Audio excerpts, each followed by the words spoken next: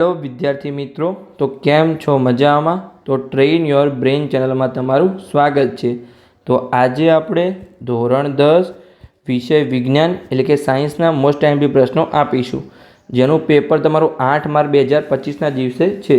એટલે કે તમારા ઇંગ્લિશના પેપર પછી તમારી 2 રજા છે. 6 અને 7 તારીખે તમારે રજા છે. તો હું જે પણ આઈએમપી આપું એ તમારે આ 2 દિવસમાં ખાસ તૈયાર કરી લેવાના છે.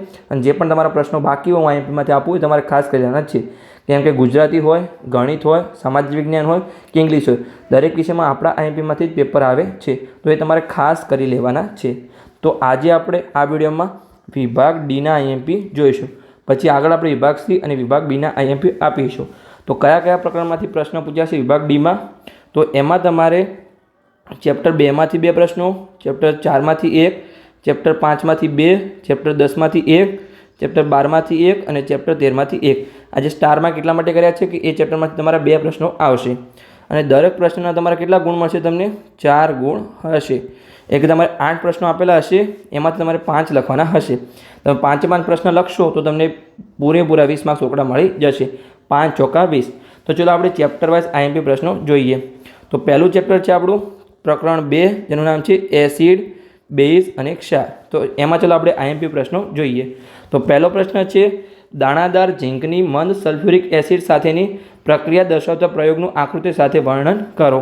બીજો પ્રશ્ન છે કે નીચેના પ્રશ્નોના ઉત્તર લખો, જેમાં એ છે મધમાખીના ડંખની અસરના ઉપચારમાં પીએચનું મહત્ત્વ સમજાવો. અને બીજો પ્રશ્ન છે કે પીએચમાં ફેરફારને કારણે દાંત કેવી રીતે સડે છે તે સમજાવવાનું છે. પછી આપણે ત્રીજો પ્રશ્ન જોઈએ કે નીચેના પ્રશ્નોના ઉત્તરો આપો. તમને આવી રીતે પણ પ્રશ્ન પૂછાઈ શકે છે કે એક મોટો પ્રશ્ન આપેલો હશે, એમાં તમને 2 પ્રશ્નો લખવાના હશે. 2 માર્ક્સના 2 નાના નાના પ્રશ્નો પૂછાઈ શકે છે. તો ચલો આપણે એમાં જોઈએ કે એ શા માટે દહીં અને ખાટા પદાર્થને પિત્તળ તેમજ તાંબાના વાસણોમાં ન રાખવા જોઈએ. અને બી છે કે બેઝિક ઓક્સાઇડ કોને કહે છે, ધાત્વીય ઓક્સાઇડ કેવા પ્રકારના ઓક્સાઇડ છે, ઉદાહરણ આપીને તમારે સમજાવવાનું છે. આગળ આપણે ચોથો પ્રશ્ન જોઈએ કે નીચેના પ્રશ્નોના ઉત્તર આપો. તો એ છે કે આપણા પાચન તંત્રમાં પીએચનું મહત્ત્વ સમજાવો. અને બી છે વિરંજન પાવડરનું સૂત્ર જણાવી તેના કોઈપણ 3 ઉપયોગો લખો.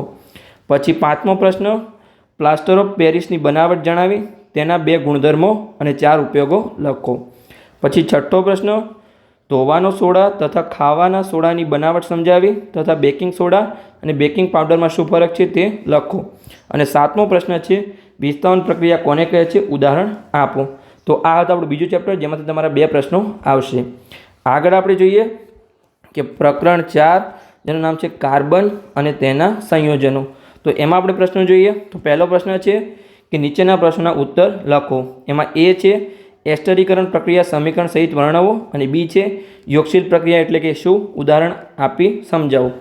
પછી બીજો પ્રશ્ન છે સાબુ અને પ્રક્ષાલકમાં રહેલા ક્રિયાશીલ આયનિક સમૂહ જણાવી સાબુની પ્રક્રિયાની ક્રિયાવિધિ સમજાવો. આગળ ત્રીજો પ્રશ્ન ક્રિયાશીલ સમૂહ એટલે શું, કોઈપણ 4 ક્રિયાશીલ સમૂહ જણાવો અને દરેકના 2 ઉદાહરણ આપો. પછી ચોથો પ્રશ્ન ઇથેનોલનું ઓક્સિડેશન સમજાવો તથા તેના ભૌતિક ગુણધર્મો અને ઉપયોગો લખો. પછી 5મો પ્રશ્ન નીચેના પ્રશ્નોના ઉત્તર લખો. એમાં એ છે કે સાયક્લોપ્લાન્ટેનનું અણુસૂત્ર આપો અને તેની ઇલેક્ટ્રોન બિંદુ રચના દોરો. પછી બીજો પ્રશ્ન છે આયનિક સંયોજનો અને સંયોજકોનો તફાવત લખો. પછી 6થો પ્રશ્ન બંધારણીય સમઘટકો એટલે કે શું, પેન્ટેનના બંધારણીય સમઘટકો દોરો. અને 7મો પ્રશ્ન છે આલ્કોહોલ પીણા તરીકે નુકસાનકારક છે, વિધાન સવિસ્તાર સમજાવો. પછી આગળનું ચેપ્ટર આપણે જોઈએ કે પ્રકરણ 5, જેનું નામ છે જૈવિક પ્રક્રિયા. તો એમાં આપણે જોઈએ તો પહેલો પ્રશ્ન છે ઉત્સર્જન એટલે શું, મનુષ્યના ઉત્સર્જન તંત્રની આકૃતિ દોરી રચના વર્ણવો. બીજો પ્રશ્ન છે મનુષ્યનું શ્વસન તંત્ર આકૃતિ દોરી સમજાવો.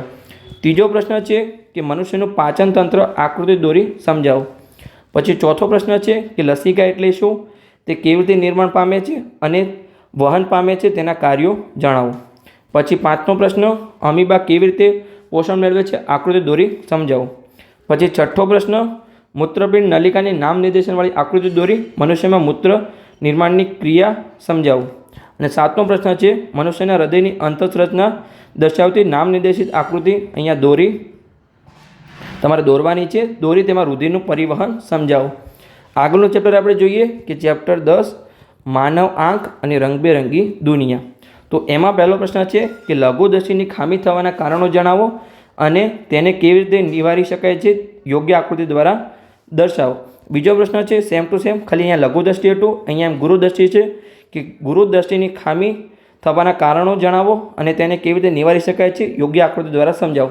તમને એવી રીતે પણ પ્રશ્ન પૂછાઈ શકે છે કે પાછળની બેન્ચીસ પર બેઠેલા કોઈ છોકરો અથવા છોકરી એને કંઈ પેજ પર દેખાતું નથી તો એને કઈ ખામી છે, તમને ખામી આપશે નહીં, કઈ ખામી છે તમારે પહેલાં ઓળખવાની છે અને તેના કારણો પછી કેવી રીતે નિવારી શકાય છે અને યોગ્ય આકૃતિ તમારે સમજવાનું છે. એટલે બંને તમને કોન્સેપ્ટ સમજણ હોવા જોઈએ કે લઘુ દ્રષ્ટિ કોને કહેવાય અને ગુરુ દ્રષ્ટિ કોને કહેવાય. તો આ આપણા બે પ્રશ્નો જે તમારે ખાસ પૂછાશે. પછી આપણે જોઈએ ત્રીજો પ્રશ્ન કે પ્રકાશનું વિભાજન એટલે શું? પ્રિઝમ વડે પ્રકાશના વિભાજનની ઘટના દોરી સમજાવો. પછી ચોથો પ્રશ્ન વહેલો સૂર્યોદય અને મોડો સૂર્યાસ્ત થવાનું કારણ આપો.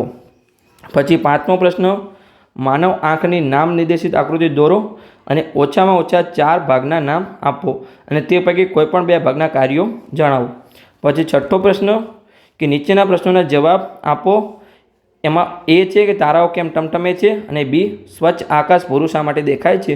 બંને તમારે વૈજ્ઞાનિક કારણ સાથે સમજાવવાનું છે.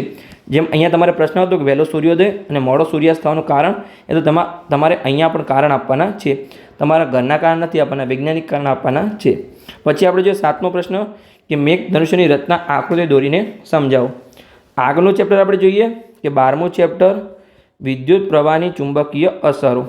તો એમાં પહેલો પ્રશ્ન છે કે નીચેના પ્રશ્નોના ઉત્તર આપો. એમાં 2 પ્રશ્નો છે.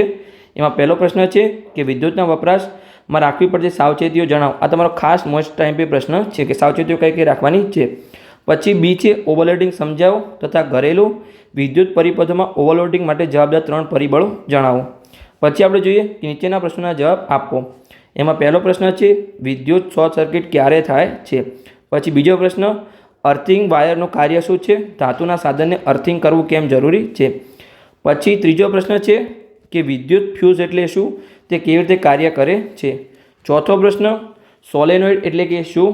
સોલેનોઇડની આકૃતિ દોરી વિદ્યુત પ્રવાહ આધારિત સોલેનોઇડમાંથી ઉદ્ભવતા ચુંબકીય ક્ષેત્રની લાક્ષણિકતાઓ જણાવો. આ પણ તમારો મોસ્ટ ટાઈમ પ્રશ્ન છે. પછી આગળ આપણે જોઈએ એ પણ તમારો મોસ્ટ ટાઈમ છે ચુંબકીય ક્ષેત્ર રેખાઓ એટલે શું? ગજિયા ચુંબકની આસપાસ ચુંબકીય ક્ષેત્ર રેખાઓ, અહીંયા ક્ષેત્ર રેખાઓ દોરો અને ચુંબકીય ક્ષેત્ર રેખાઓના ગુણધર્મોની યાદી બનાવો. પછી છેલ્લો પ્રશ્ન છે કે વિદ્યુત પ્રવાહને લીધે ચુંબકીય ક્ષેત્ર ઉત્પન્ન થાય છે તે સાબિત કરતો ઓસ્ટેનનો પ્રયોગ તમારે વર્ણવવાનો છે. હવે આજે આપણે વિભાગ ડીનું છેલ્લું ચેપ્ટર જોઈએ કે પ્રકરણ 13 આપણું પર્યાવરણ. તો એમાં પહેલો પ્રશ્ન છે કે નીચેના પ્રશ્નોના જવાબ આપો. તેમાં એ છે જંતુનાશકો અને અન્ય રસાયણોનો અનિયંત્રિત ઉપયોગ અટકાવવો કેમ જરૂરી છે. અને બીજો પ્રશ્ન છે કે સુએજ ટ્રીટમેન્ટની વ્યવસ્થા તથા ઇલેક્ટ્રોનિક કચરાની વ્યવસ્થા કેવી રીતે કરશો. પછી બીજો સેમ એવો જ પ્રશ્ન છે કે નીચેના પ્રશ્નોના જવાબ આપો. એમાં પણ 2 પ્રશ્નો છે કે પહેલો પ્રશ્ન કચરો એટલે શું? તેના પ્રકાર વર્ણવો. બીજો પ્રશ્ન છે ઓઝોન ગર્ત એટલે શું? ઓઝોન સ્તરના વિઘટન માટે કયા રસાયણો જવાબદાર છે. પછી ત્રીજો પ્રશ્ન પણ એવો છે કે નીચેના પ્રશ્નોના જવાબ આપો. પહેલો પ્રશ્ન છે વિઘટકો એટલે શું? નિવસન તંત્રમાં વિઘટકોની ભૂમિકા શું છે. અને બીજો પ્રશ્ન છે જૈવિક વિશાલન વિશે ટૂંક નોંધ લખો. પછી ચોથો પ્રશ્ન પોષક સ્તર એટલે શું? જુદા જુદા પોષક સ્તરો આકૃતિ દોરીને સમજાવો. પછી 5મો પ્રશ્ન નિવસન તંત્ર એટલે શું? નિવસન તંત્રના ઘટકો સમજાવો. છઠ્ઠો પ્રશ્ન ઓઝોન કેવી રીતે નિર્માણ પામે છે? ઓઝોન સ્તરની અગત્યતા સમજાવો.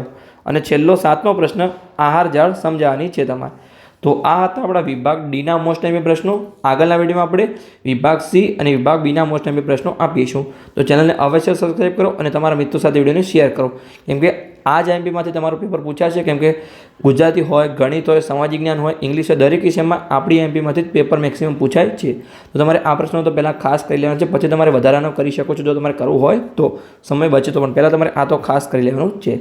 તો મળીએ આગળના વિડીયોમાં. ચેનલને અવશ્ય સબસ્ક્રાઈબ કરી લો.